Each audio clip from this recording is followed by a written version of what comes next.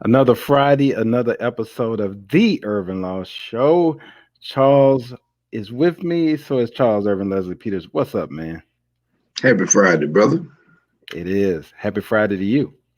Look, I saw a headline I was reading, and it said it took us 8 days. We've been watching Chauvin trial for 8 days to see something that we all saw in 8 minutes. And so, talk to me, man. This has been we've this has been a little bit different because we've got to see this one. This kind of reminds me the last time I can remember actually getting to see a trial that had this much transparency where you were actually able to go into the courtroom and see it was the O.J. Simpson trial. So this is new for a lot of people. We got a whole generation of people that weren't even born then.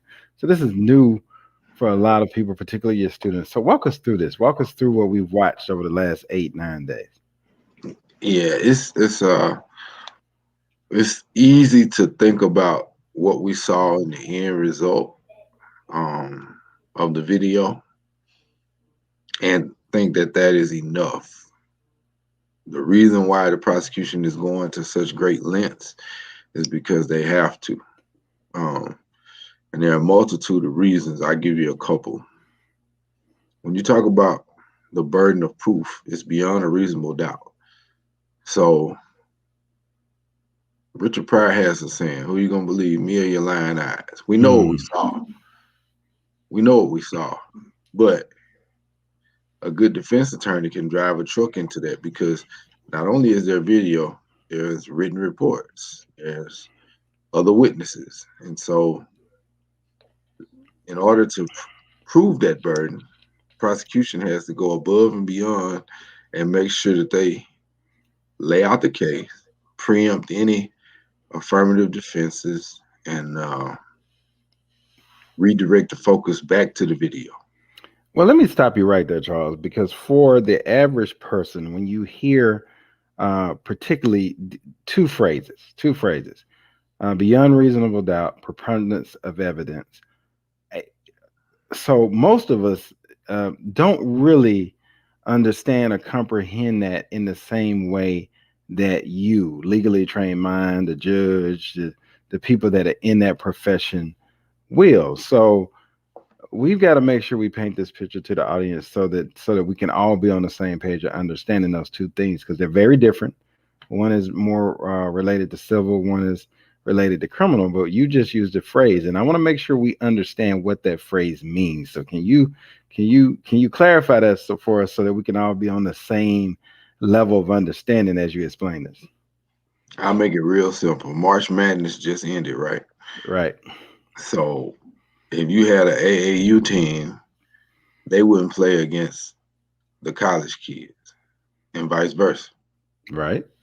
Okay. But you often see journeymen like Barack Obama and others who like to play pickup basketball. Right. Now, they probably can dunk in an 8-foot goal with no problem. Okay. Everybody knows a regulation basketball goal is 10 feet. 10 feet. Yep. So the 8-foot goal would be a preponderance. Ah. But now when you move it up those other 2 feet, it's a whole lot of people that can no longer dunk.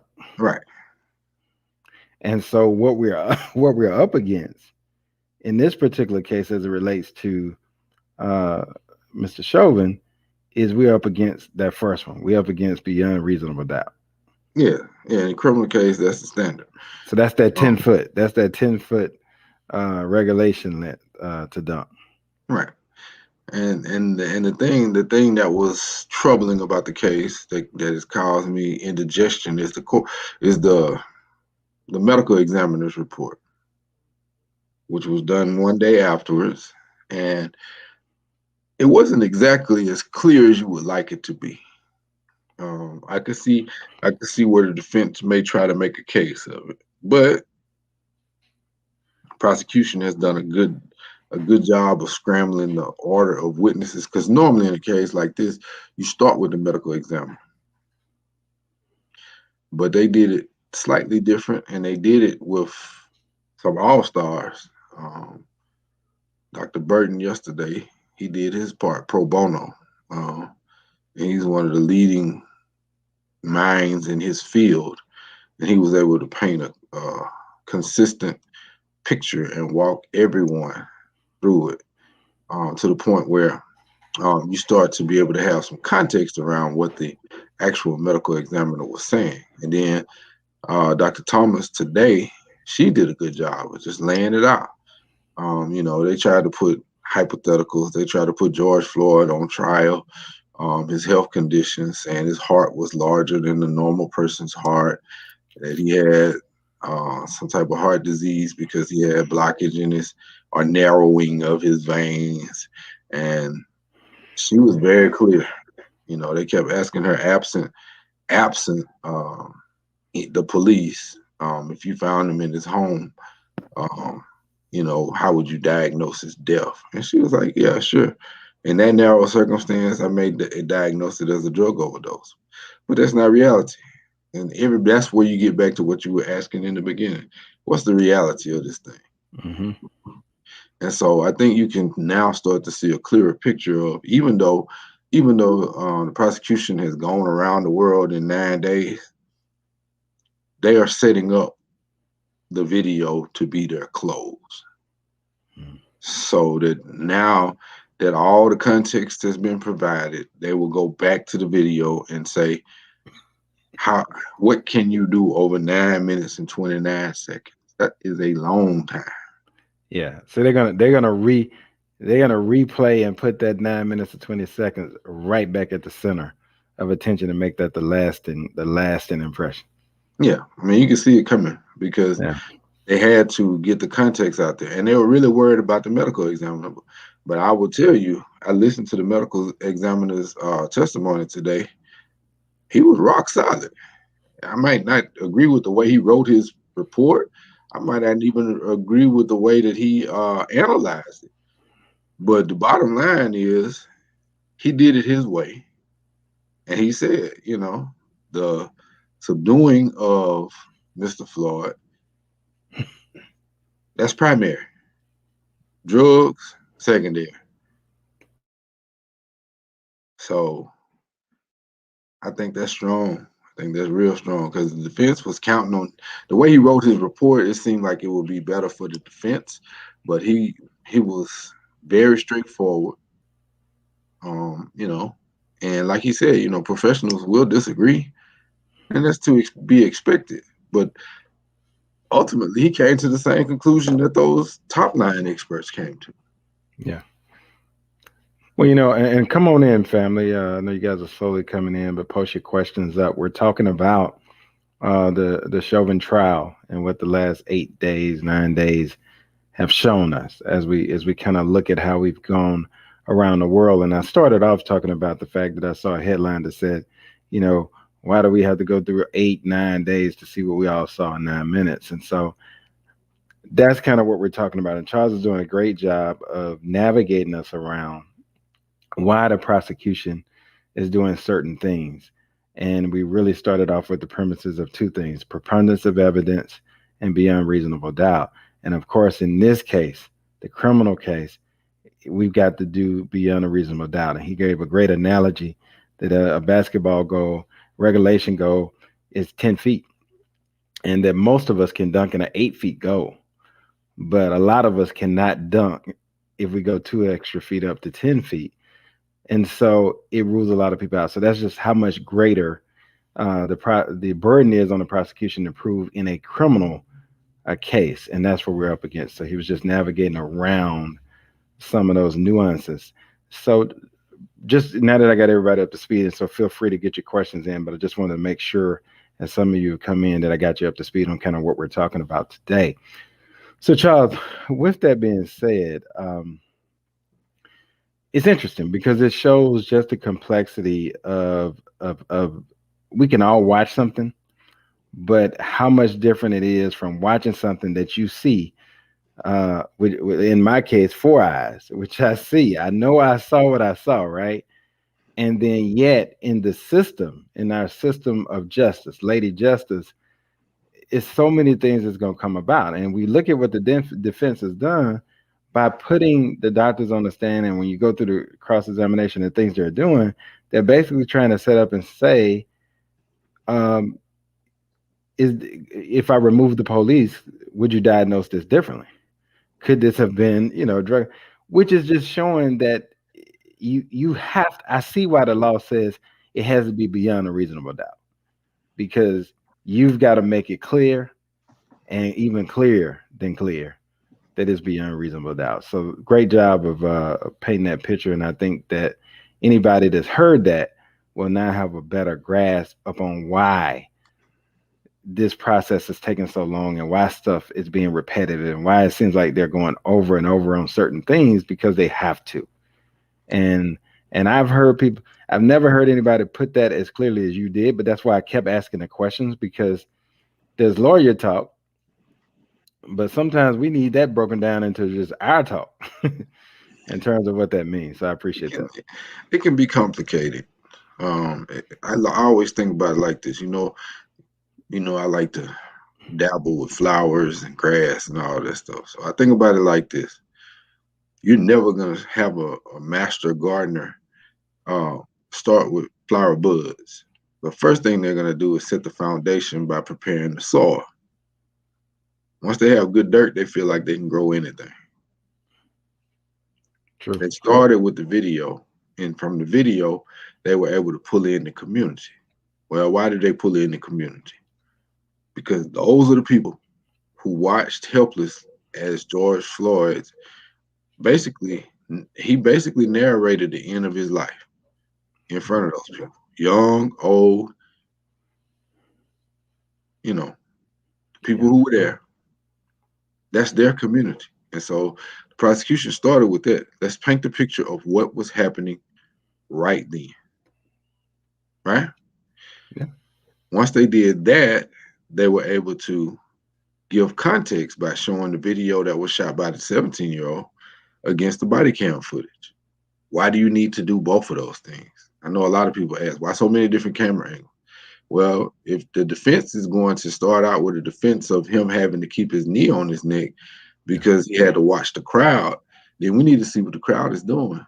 And one step further, the prosecution actually put the crowd on the oath, on the stand to say, what were you doing in this moment? What were you feeling in this moment? All right. You think about it. I think I talked about this last week, but you think about the young man who took that $20 bill. Yeah. He's got to live with that forever. Forever. And you can see him with his hands over his head, exasperated because he's thinking, what if I had done one extra thing? Yeah. Yeah. Are either just not taking the bill. Right. Just, I listen, this has been one where you have literally seen the agony of the community, from young to old to middle Yeah. age. I mean, all spectrum. You've seen the agony of the community, and to a larger perspective, this is not a feeling we should have when it comes to our criminal justice system and our law enforcement. It's not. It's And not a normal feeling. It's not a right, normal feeling. But then okay, so now we have prepared by bringing in community. The second thing they did is they brought in law enforcement. And what type of law enforcement did they bring in? Most of it was homegrown Minneapolis Police Department. Now, you could debate the rationale behind it for a lot of reasons, some political, some straightforward. But by and large, to a man, they laid out the facts as they saw them to line up with what we saw in the video. It was excessive. Well, from a credibility standpoint, I mean, what do you think? You're hearing this from Minneapolis homegrown police. The police chief has come up through every just about every department. Yeah. And then you hear from the outside experts. And one thing that I will tell you that really popped out to me as something that a juror, just one, could hang on to, but I suspect more than one, was the fact that when he examined Officer Chauvin's record and saw the amount of training he had, wow. Well, I think it definitely points to a larger issue. And, you and I have talked about this where the answer always seems to be, well, just more training. Well, no, because that picture you're talking about at that moment is the first time that I ever say, oh man, that could never be any more clear. Because here's a guy that had all the training, impeccable training, and yet we watched 9 minutes and some seconds that didn't reflect the training at all. And so I think it's bigger than training. And I told you my thoughts on that. I think it's an organizational culture thing. And I think until we change the culture, we will continue to have this because there's influences dictated by power, where you are on the chain of command.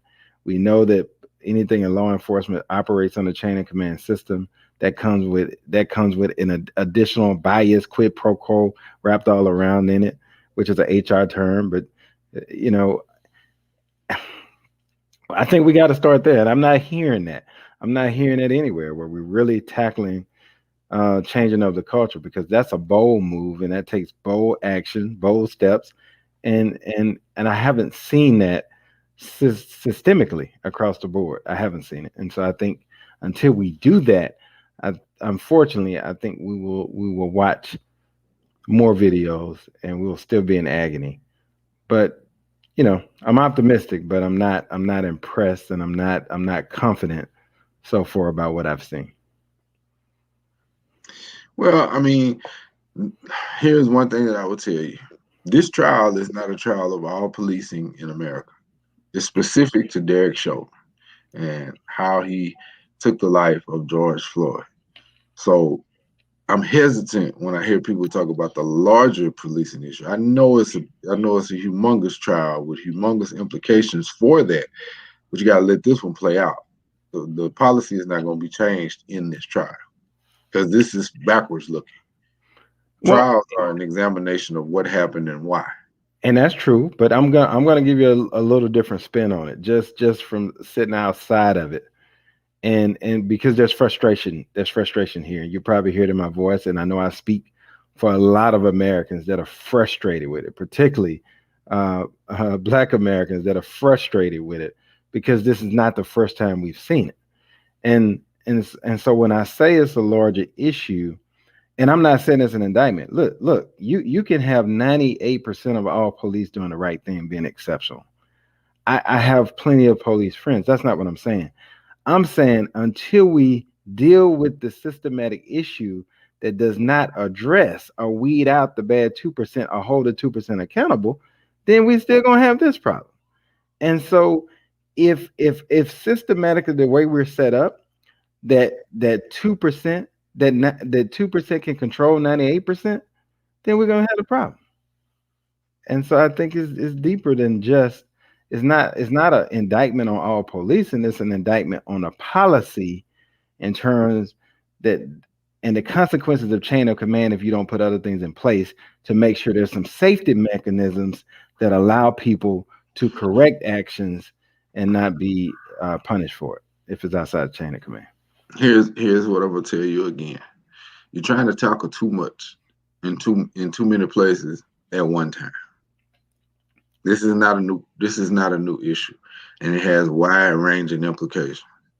And how you talk about it, how you present it to the public at large, is going to shape what happens next. So that's why I'm always hesitant in how I talk about it, not because I'm not confident in talking about it. It's because the gravity of the next moves on the chessboard will have far-reaching implications. Here's Yeah. a concrete example of that, and this is one that I talked to my class about the other day. When this came about, you heard someone say defund the police. Defund the police. Some meant it literally, some meant it figuratively, as in exactly what you just laid out, the thesis of systemic change. But guess what was taken away from that? The slogan. Defund police.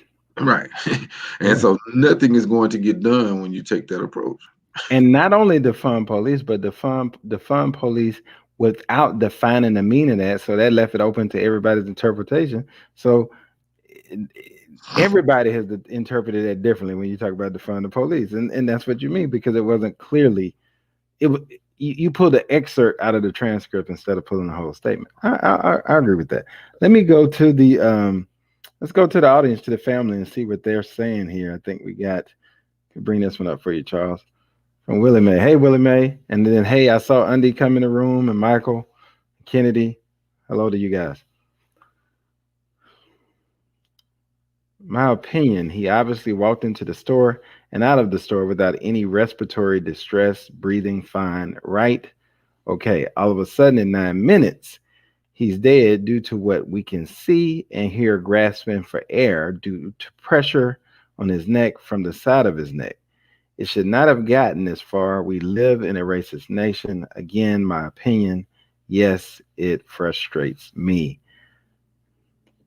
I'm right there with you, Willie Mae. I'm right there with you. And Charles, no, we debate this issue a lot, and he talks from it, and he's much calmer about it than me. I'm speaking from a passionate place, and also a place of frustration because um, w- here's my thing. I understand there's a bigger issue, but I'm tired of us always having to understand it's a bigger issue because what my question is now is when we gonna do something about it. When we gonna do something about it? Because this is years and years and years, and we keep saying the same thing. This is the same thing they were saying 20, 30 years ago. So, Here's what I will tell you. What you are saying has been said before. The way you make these changes is local politics. This is not going to happen in Washington. It's not going to I happen. agree. It's not going to happen on television. It's got to happen grassroots on the ground. And I told you when Black Lives Matter became a powerful movement. I told you to watch the space because the next thing they need to do is they need to bring a series of demands to the table because now they have the floor, and they did. And so part of that, it had a mechanism for rerouting money in the police department for mental health. And crafty politicians took that to and turned it into the blow up that it was. Well, guess what happened with that blow up? You lost a lot of seats in Washington. Behind the slogan of defund the police. I'm with the struggle. You know that. I've been Hmm. on the ground in the struggle. All I'm saying is we have to be super. We got to be like we can't be crunchy peanut butter. We got to be smooth. Okay. And that doesn't mean take a forceful approach out of it. But you need to have the language down because the language is what lingers. And instead of focusing on what needs to happen for us as a people when it comes to policing and disparate treatment, I mean, I think the whole premise of Black Lives Matter is not that only a Black life matters. It's Right. that we want to be able to go home, go to the store, and come back just like everybody else. So, and I hear you, and I do agree that we have to. Well, I'm not going to say I agree. I'm going to say I understand. I do understand what you're saying. I don't always agree with it, even though I know what you're saying. Strategically, it's the right thing. It's the right play. I don't. Just as a black man, I understand it, but I don't agree with it because I think even with the demands, with the things that are brought to the table, I don't feel like we have ever addressed or done anything internally with the policies that's going to really evoke change within this problem. And to me, the definition of insanity, not my definition, but good old Merriam-Webster's definition, is doing the same thing over and over and expecting a different outcome. We've been doing the same thing for many, many, many years, and we're getting the same outcome. The only difference is now that everybody has a camera on them 24/7, and we're able to see some of the stuff that was in the darkness before, but it's not like it hadn't been happening. I speak Okay. passionate, So and let look, me just say this. Let me just say this, and I speak this passionate about it because I myself, less than a mile from my home, have been stopped on two different occasions, and I'm going to tell you, man, ask questions that are nowhere in the policy and pretty much just derail the why am I here? Why do I live here? How am I able to live here? I want to see what that's in the handbook. If you run my record, you've checked everything, everything's checked out. I don't have no warrants. I don't have this, and now you want to ask all these questions. And this is on my own neighborhood where I pay taxes. So some of that frustration, what I'm saying to you, I had to become a different person myself to make sure I got home safely. And so I'm saying that's systematically that's a problem, and it's got to be addressed. I have no problem with the passion behind it. I do have problems with you lumping all that stuff together. I know you do. Yeah, because when you lump all that stuff together, you're not giving it a fair shake. But I want to focus on. I'm gonna show you how you. I'm gonna show you how you make change. Okay, do that. Let's go. Think about what you just said. The advent of the camera. Hmm. Now I want you to think about the Rodney King beating. There was one camera, Right. and it was a television camera. Think about where we are now. You have citizen journalists that are about to blow up this Chauvin trial because they had the stuff it takes to stand there and watch that and tape. And to them, they don't feel like they did a big thing. They wish they could have done more. But think about where we are. That is a huge monumental shift. Now, we all know that the law is not applied fairly. We understand that. But there are changes. What happens is we let off the gas. Change doesn't come by making a lot of noise and then letting up. It's got to be in every community all the time. Daylight is the only disinfectant for these types of issues. I hear you. I'm just saying, man. I know, and look, you're right. You're right. But all I'm gonna say is there's been a whole lot of daylight in the last 20 years, but not a whole lot of change. I you gotta give me you gotta give me some grace there. You gotta give me some latitude. No, Bec- because you're no, lumping too many things together. what? I just said been a whole lot of daylight in the last 20 years. Would you agree? Yes, but Okay. you're also asking for a wholesale change to a system that we don't run. Now you getting closer to the issue I had. Yes, but guess what? It's not that we don't run it. We don't understand the power that we have. All right. So let's focus. Let's switch gears a bit. So you said you can teach us how to make change. So let's talk about as citizens, as ordinary. What are some things we can do I to just told maybe? you. I I just want to hear told it again because I wasn't listening. So let me hear it again because obviously it take a lot to get through my thick skull on this issue. So tell me again. What are you. some things we can do day in and day out? Because I do understand we got to be consistent. We can't just do it this week and not do it next week. We got to be consistent with it. What are some things we can do? On a micro level, here's what has to happen.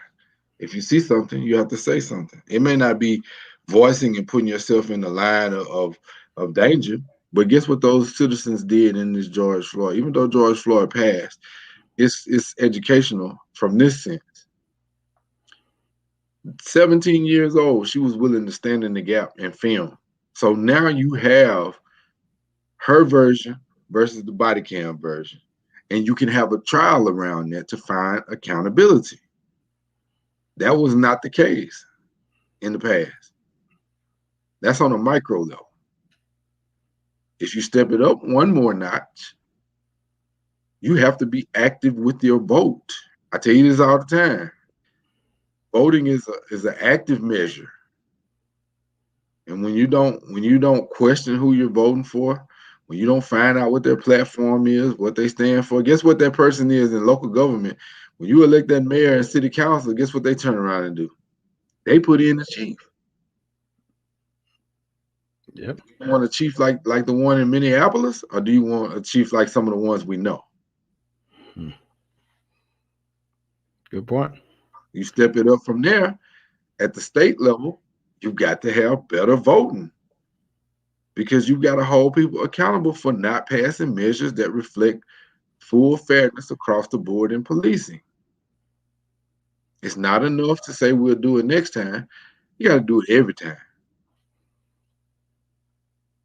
because guess what? We're going to have the same conversation when it comes to socioeconomic issues, when it comes to gun rights, when it comes to LGBTQ rights, when it comes to hate crimes in the Asian community, when it comes to clean air and clean water and environmental justice. I guarantee you that's the macro of it. All of these issues run together because if we are not holding our elected officials accountable, then the laws on the book and the application, which is what you're talking about, is the unfair Hmm. application of the law, Right. it will continue. Voting rights. Oh, we won an election in Georgia. And what did I tell you? Watch out for what happens next. No, you said turn around and get it, and you said turn around and get defending position and be ready to fight because Right, here it comes. right. And immediately they didn't like the results of the election as the people they didn't like what the people chose. So now they immediately go to work in the legislature, which is Republican control, to change that. So if I don't like the way that the people vote when the people vote, then let me change how many people can vote. Exactly. And that's where you go back to all politics are local because who's empowered to do that? The people we voted in office. That's right. Yeah. But you can't be deterred by that. Right. You can't be deterred by that. You I know. find out what the new rules of engagement are, and you go right back on the battlefield. Right. And that's how you get change. You have to apply pressure. So Martin Luther here's King Jr. said the arc of justice bends slowly. But guess what he said first? Bend or slowly? no. He He said, said Ben. it bends. Yeah. So it's possible. Yeah. You know, hey mom, mom's in the room. Yeah, yes, you must vote every time in every election. And I think this goes back to when people say, well, hey, my vote doesn't count. No, every vote counts. And now I don't even get intimidated by what Georgia just did because they just gave you the playbook. So read the playbook. Read the Exactly. playbook and game plan. Exactly. It's so okay. So you want to change the rule? Well, we're gonna play by those rules too, because you let us know what the rules are. At least we're in a day and a time where we get to know what the rules are. There was once upon a time we didn't know the rules until we got to the ballot box. Right. But You what I'm know, trying to show you in that is there has been change. I see it now. There has been change. You know, sometimes we forget. But you have Um, to keep going. You but got to I keep going. even though there's been change, I just want to be clear. It hasn't been enough change. We're not done yet. Not by a long shot. Okay. Okay. But here's another issue that we run into. And I'm gonna say this out loud because I need my people to hear this. Not all police are bad police. You live in the neighborhood with some of them. Your kids play little league with some of them. So we've got to find a way for the vetting process to work. So look at Mr. Chauvin, who's on trial right now. How is it that with the training that I heard the chief of police lay out, the training that I heard the Los Angeles Police Department expert that they brought in lay out, does Chauvin still have a job after 18 complaints for excessive force? I'm gonna tell you why, and that's been the arc of my frustration. And that's the problem, right? So how is it that with all the training, with all the preparedness, all the things you do to make sure a person understand what's expected, they're trained, they're taught, they're tested, all the accountability measures put in place, then what's happening on the back end when the consequences of an action are not being delivered. So I like to think of it when we were growing up, you know our parents, they loved us, they gave us the world, but they meant the rules they gave us. And you know we used to break our back trying to get home by curfew. You remember those days? And and look, I mean, the reality was if we didn't get home by curfew, that was a consequence. It didn't matter what kind of story I told. It didn't matter if we had the smoothest uh, uh, story we could come up. It didn't matter if all the I's were dotted and T's were crossed. If we did not abide by the policy, there were consequences for our actions. And what I'm saying, we're constantly seeing where there are no consequences to the actions that are being repeated over and over and over. So now we know that's a problem. We've But known I've that. been knowing it's a problem. We ain't I just find out understand, it's a but you problem. got to let me finish my statement. See, Okay. that type of Okay. behavior right there is what gets us no outcomes because Okay. we fly off instead of being measured and persistent. I'm gonna fly off and be measured and persistent. How about that? Yeah, I mean, but you got to be able to hear all the voices in the room. A lot of Yes, times sir. we exclude people that could possibly help us because we fly all the way off. And then we lump everybody in the same boat. What I'm saying is, I'm agreeing with you. And there's nothing that you said that I disagree with. All I'm saying is we have to be persistent in making sure that the vetting process is changed, that the application of justice inside of internal reviews is fair and impartial. Yeah. Well, that becomes a large issue because the people who've made those decisions over decades have built up institutional muscle. So you have to learn how to break down that muscle. And I think, and I hear you, and I want to be clear because I'm speaking today on this podcast for all the people like me that are frustrated, right? They might not know, I might be not be the best at being measured, and I want to make sure that voice and that point gets heard. I personally, for me, when I look at it, just from my objective analytical eye of looking at it in a measured way, Charles, I can still tell you that I don't think it's a vetting issue. Me personally, I don't think it's a vetting issue. I think that is in that organizational culture. And let me give an analogy of that. And this is just me from even looking at it in a corporate sense. When when you come into an environment that has a chain of command structure that's very dominant, if you look at the way it's structured, very dominant. The military has one, law enforcement traditionally has that structure. And so if I come in, I could be one way. I could be a delicate flower, just great. The ideal person that you want in a vetting process. So I'm gonna fly that vetting process in flying colors. I'm the ideal person you want. 5 years later, after spending 2 years or 3 years with a partner that represents that 2%, because I believe 98% of police are great, ideal people, the people that I want to have over for dinner, the people that are doing it the right way. I believe that small element of 2%. So if I'm partnered with somebody in that 2%, and they are using that quo control on me, they're my superior. And so now when I do something, I can't necessarily correct them. Or if I say something, there's a consequence that's given to me that's detrimental to my career. However, if I do voice and say something, nothing happens to them because there are no consequences to their career, then I have a choice. Either I have to decide I either go do something else or I cave to. And so I don't think it's in the vetting all the time. I don't think sometime it is, but I don't think everybody enters being the person that we end up seeing later on. And so I think it's in the way that we handle these consequences. So in a sense, we're saying the same thing. When I say vetting, I'm not talking about onboarding. Okay. I'm talking about rooting around, like the analogy I used before. A gardener is not going to plant in weeds, and you're talking about the weeds. I I tell you what, weeds will destroy the best garden you ever had. Exactly. So when I say vetting, I'm talking about the larger issue of personnel, not just when you come through the door, but every year, because changes in behavior can be modified or exited out that other door. That's true. Well, and our good friend Pittman, I see you. He didn't like my choice of using the word delicate, but you have to understand the context I was meant. I meant delicate in terms of the ideal characteristics of the person we would want, Right? You talking taking a about past to idealism. impress. You talking Right, about right. idealism. Talking about idealism.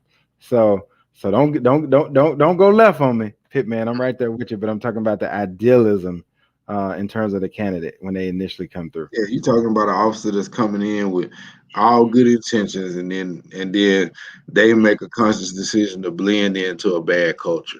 Exactly, exactly. That's what Pittman says. We have to stop throwing rocks at the house and walk in. Black and brown need to apply to law enforcement organizations and change from within. And then he also said that one thing he's found that we need to stop trying to get out of jury duty. You touched on that last week, Charles. That would help alleviate some of the problems. Oh, no doubt about it. I agree with both of those statements. Yep, I do too. So let's talk about jury duty for a minute. And I mean, it's important that we serve, but I think you touched on it last week. I think people can benefit from that. It's so important because I think you see it more than anybody. Pittman sees it, but what's the challenge you face when you're just trying to get a jury that looks like the community? When you go to these jury pools and you're selecting your jury. It's usually a lack of participation by black people, point blank, period. We come up with all the excuses in the world for why we can't serve, And so the bottom line is, if they're not in a jury pool, you can't put them on a jury, can you? no, which deprives the client of a fair and impartial jury of their peers.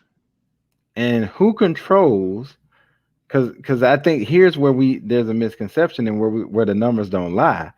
I think when you look at the people they invite to come serve on jury duty, I think it's very diverse and very fair. But if you look at the amount of people who actually accept and come serve, that's where the problem lies. So who controls that? We do. Every single one of us Yeah, control that. yeah, That's something we can do right there. When you get your documents to come and serve on jury duty, go. Let them dismiss you, but you go. You that's don't right. not serve. That's right. Because you have something to contribute, a different perspective. Good point. Let me see what other comments we got from the family on this one. I know we've hit a lot of issues. Um, I'll try to hit a couple. Oh, he just said skip that. So, Charles, we covered a lot of ground today. I think it's important, for people sometimes to see the passion, because sometimes it's easy to think that when you look at somebody, you think that they don't face any of this stuff or they don't go through any of this stuff, and that's just not true. I don't Um, know. I And mean, then you the one thing I want to say on that is, I'm not asking you not to have passion. I'm asking you to pair that passion with a cold precision, because we've been getting operated on from Tuskegee experiment all the way up to George Floyd in one way or another. And so, as Antonio just said, we got to step up. We got to step out. We got to be precise. That means trying to become a police chief, trying to become an investigator, so that you have a voice and a viewpoint and a perspective that's there. Serving on juries, voting in local and state and federal elections, not just voting in presidential elections, not just paying attention when campaign commercials come on. yep, there it is. And I think a lot of these police forces now have citizens review boards. You can volunteer to serve on those. Find Uh, out how. find out how. Yeah. So there are opportunities there, um, and I firmly believe this. I want to say this again. I believe 98% of everybody in law enforcement do the right thing the right way, and I fundamentally believe that. I personally know some great ones. I've had some great ones help me in times of need. I helped some of them. But so I want to be clear. I'm not bashing law enforcement. I'm supportive of law enforcement. I'm bashing wrong activity wherever it happens, right? And No so doubt. so that's what we're saying. And we have a part in that too. And I'm glad you pointed out that point about jury duty. We have a obligation. And here's how important jury duty is. The very day that you decide not to go may make a life or death decision for somebody. It may literally change somebody's life because you decided not to show up for jury duty. That's right. That's how you gotta respond to that. So let's wake up. As Bernie Mac would say, let's wake up America on that one. I agree. Good deal. Charles, we're gonna switch gears a little bit, man. It's Friday. It's also an interesting weekend. It's an interesting Friday for us that never happened before in this time of year. Uh so I definitely want to talk about it because I it's know what you're different. about to say. What am I about to say? Spring homecoming. I am. It's homecoming in the spring for D I Love. So just wanted your thoughts on, really what have been your thoughts on the spring season and homecoming in the spring and the feeling? I don't I'm I'm trying to kind of, it's different. It's definitely different. Well, before I do that, let me just say shout out to Reed Enterprises. Thad is out there. Thad has a pop-up shop at the hotel downtown at 7 p.m. I don't know which one. Reed Enterprise. Thad, look, hit us up. Let us know where you're gonna be, man. I need to come by and see you. I need to get some more gear. I send somebody to go get me some gear. But let us know where you're gonna be. We'll make sure we post it on our page. Now, as to Uh, my thoughts, yeah. my thoughts are wide ranging, but I'll keep it really, really short. We waited a long time for football, so let's enjoy it. Win, lose, or draw. Right. Enjoy these kids trying to change a culture. Enjoy these coaches coming in and exposing them to new things. We may not win every game, but we are competitive and we are growing, and that will leave a lifetime mark on those young men.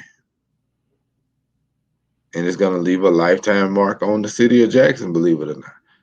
The economy rises when there's good football.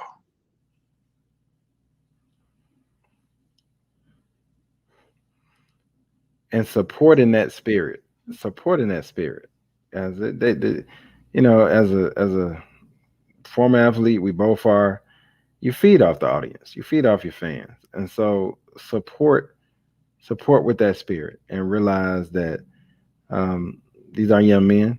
Uh, um, a lot of them had a lot of choices they could have made, and they chose to come and play at D.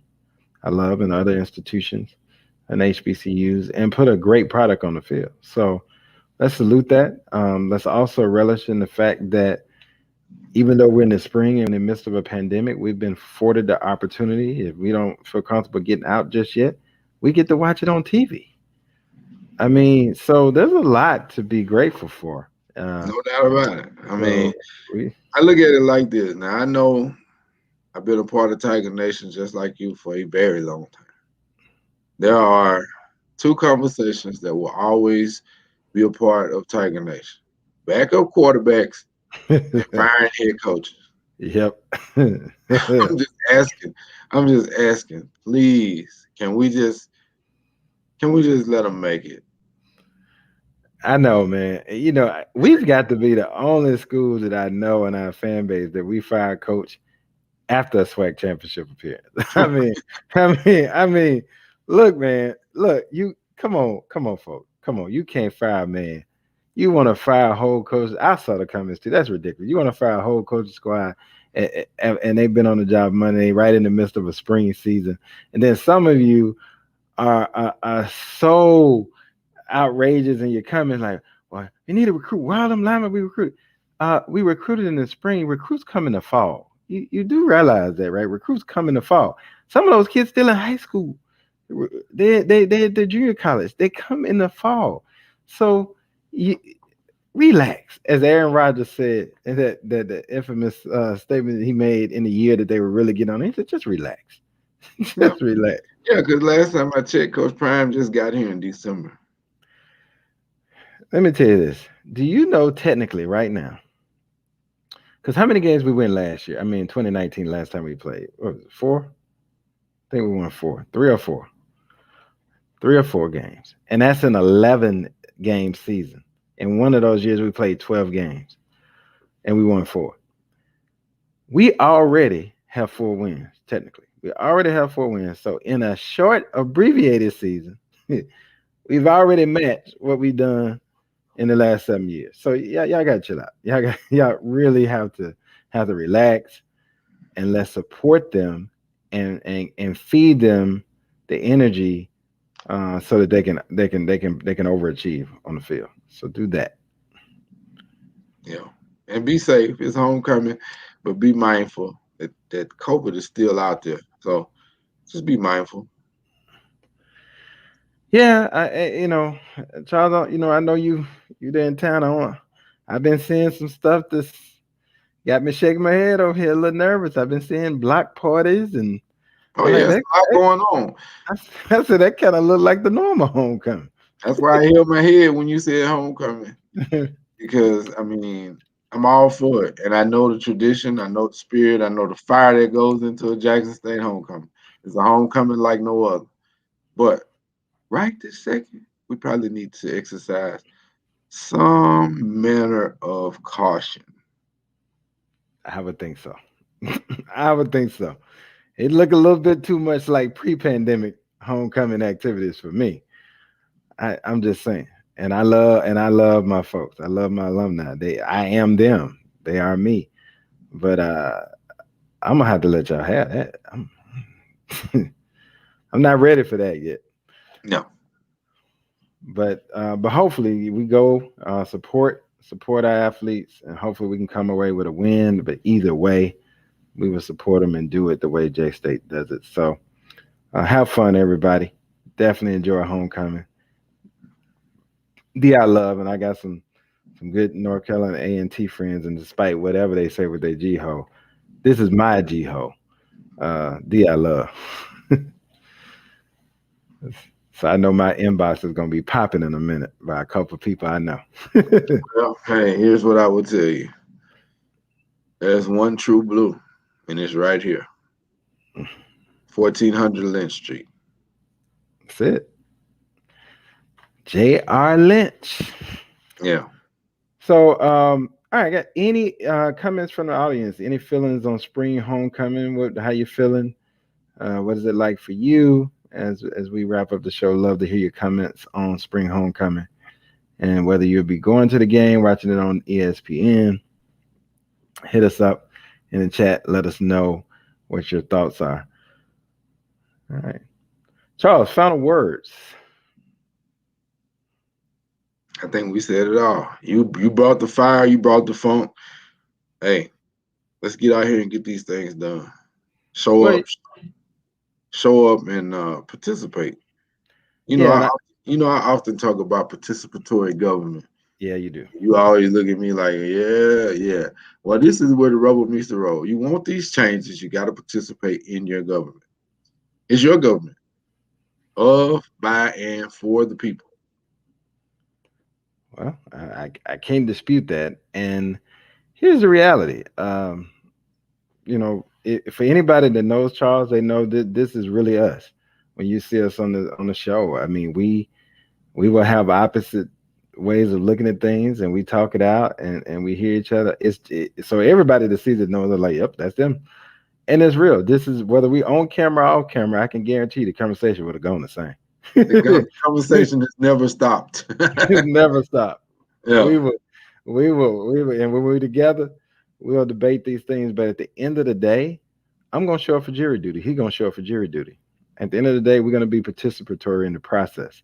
And so we're encouraging you to join us so that we together, because alone I can't make a change, alone Charles can't make a change, but together we can make changes. And that's all Dr. King was saying. That's all Malcolm was saying. oh yeah, So, so we've got to pull together um, and utilize our combined voice and take combined action. That's right. That's what won the 2 seats in Georgia. It was that. It was combined vote, combined action. A lot of people got out to make a choice, an individual choice, and then you see the results of that combined action.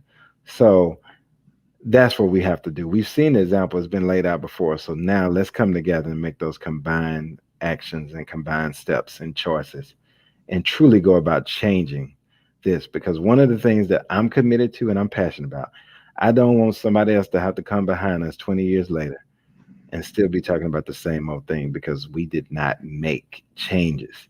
So let's be about the change. One thing I want to add to that before we get out of here. Think about this. Georgia. We treated it like it was Wakanda. And everybody pitched in, not just Georgians, Wakandans. Yes. From all across the nation. So now when they come at us with voter suppression or police injustice issues, guess what we have to do? We have to row that boat all over the country. Because these governments in the current state, they're not being really creative. They wait and see what happens in Georgia, and then they try it in Texas. They wait to see if it works in Texas, they try it in Florida. So we got to stop playing whack-a-mole and just take them on. And that's where that fire is needed. I agree. Well, enjoy homecoming weekend. And if you didn't go to DI Love, come enjoy it with us. I promise you'll want to come back. Until next week, be safe, be passionate, and take action to make a change and make a difference.